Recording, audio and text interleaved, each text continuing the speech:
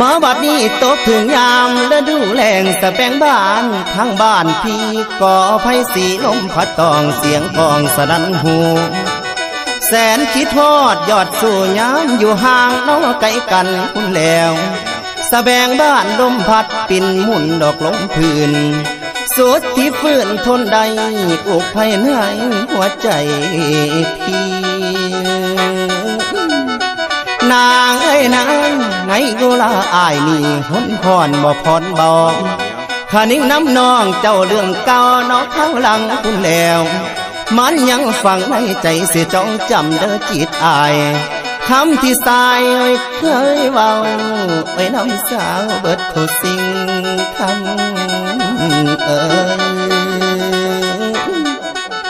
คำให้คำความที่ยิ่งบอกนั้นยังจำอันแม่นบ่มา